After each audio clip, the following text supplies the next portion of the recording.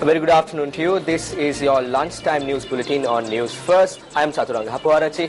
Let's take a look at today's headlines.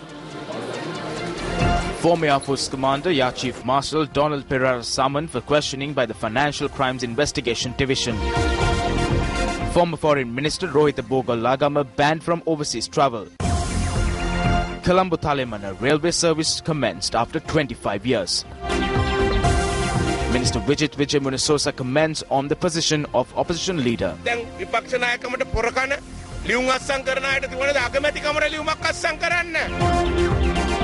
New SLC interim committee assumes duties. For those stories in detail now, former Air Force Commander Air Chief Marshal Donald Pereira is being interrogated by the Financial Crimes Investigation Division.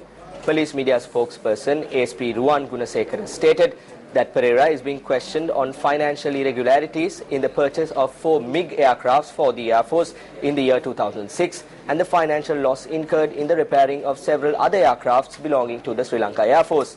ASP Gunasekara noted that the transaction resulted in losses amounting to more than 14 million rupees.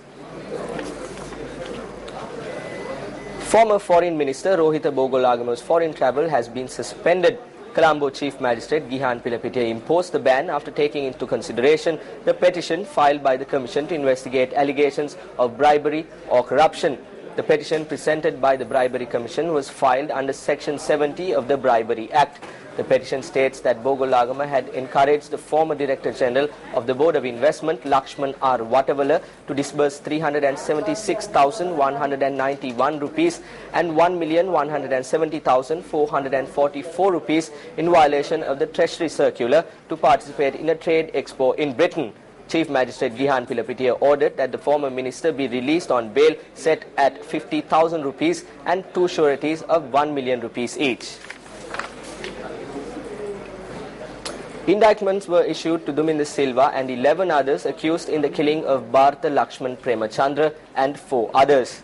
The indictments were issued when the case pertaining to the killing was heard before the Colombo High Court today. The accused were then released on sureties of 50,000 rupees each and 2 personal bonds of 1 million rupees. Meanwhile, court also suspended the foreign travel of Duminda Silva and the 11 others accused in the murder case. The 3rd and the 10th accused were not present during the hearing today.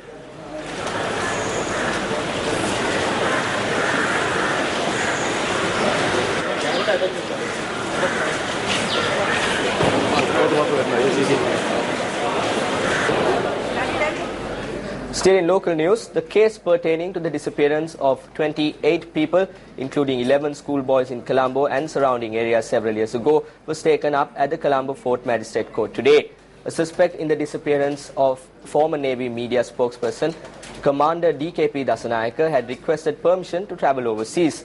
When the hearing was last taken up, court postponed consideration of this request to the 8th of July.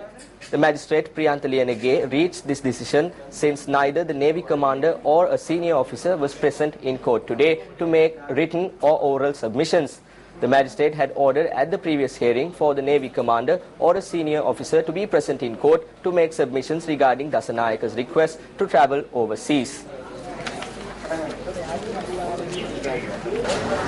Minister of Irrigation Vijit Vijaymunasosa questions as to why those who are signing letters for the position of opposition leader now never signed letters for the position of Prime Minister then.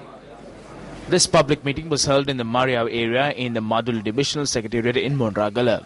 President Maithripala Sirisena summoned us and told us to take over ministerial portfolios, but we cannot just take over ministerial portfolios just for the sake of being told.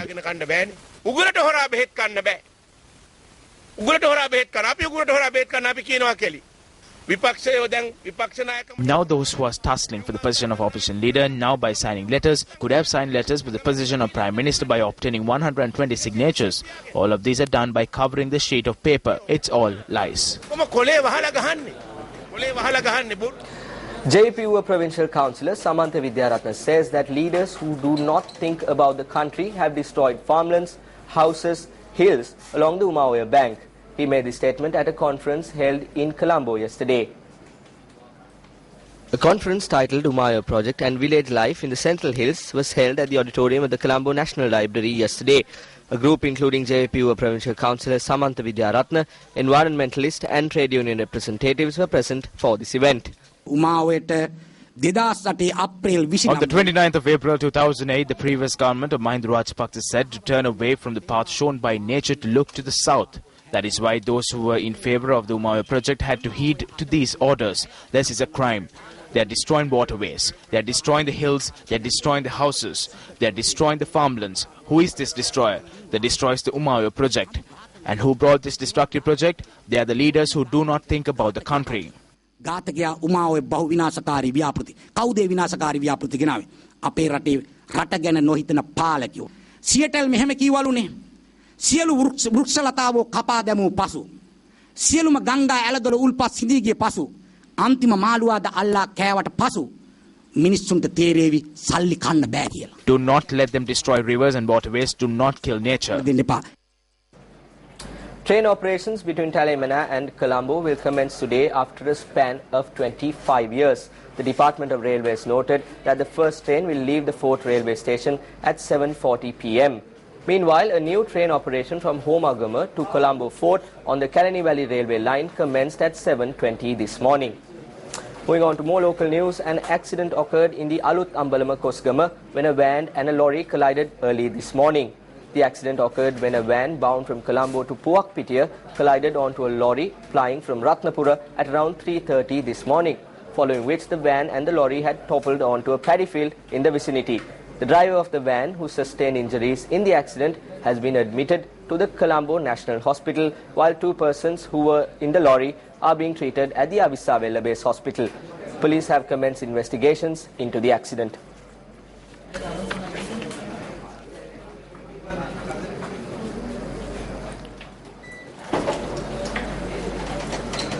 Two lorries collided into each other at the Boralla Prison Junction early this morning.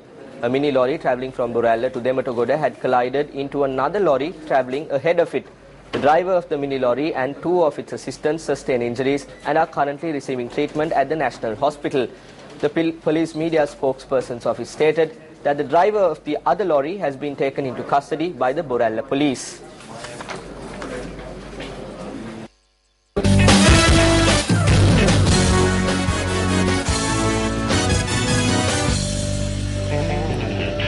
Now in sports news this afternoon, Minister of Sports Navin Dissanayake says that there are no godfathers for cricket in this country. The minister made this statement while attending the occasion of the SLC Interim Committee assuming duties. An SLC Interim Committee was appointed last Friday by the Sports Minister after taking into account the corruption and fraud that has taken place within Sri Lanka cricket. The Interim Committee, headed by Siddharth Vettimuni, comprises of 9 members. Prakash Shafter has been appointed as the committee's secretary, while Lucille Vijayawardena will function as its treasurer. Kushil Gunasekara and Kapila Vijay Gunawardena were appointed as vice presidents. Former treasurer of SLC Nuski Mohammed, President's Council Prasanna Jayawardena, Jayananda Varnavira and Duminda Hulangamu are the committee's other members. We must not be emotional on issues. We must be objective. Most of the time, Sri Lanka cricket has been run by interim committees, more than 50%. You all know that. Therefore, it is a sovereign right of this country, governed by the sports law, to appoint interim committees when and where the need is felt. Interim committees should not go on for a long time. I agree with that. But certain changes are necessary in Sri Lanka cricket, and that will happen with consultations with the clubs, with the stakeholders, with the district associations, with the people involved in the game. Therefore, I have taken this decision purely, and I emphasize purely and objectively for the benefit of the game, which I also love very much. And I hope that the interim committee has my fullest blessings, and I will never interfere. Is because I felt our cricket is at crossroads, and if we don't do something, we could start a major decline. But as the minister said, we have only one objective: Sri Lanka cricket. That's all I'm interested in, trying to make sure Sri Lanka is on the map and we move forward in the way we should. But all I ask of you is your honest commitment to supporting Sri Lanka cricket. For those stories and more, you can keep track on www.newsfirst.lk. Your next news update comes your way at 1:55. For everyone here at News First, I am Saturanga Hapuarachi. Have a productive day ahead.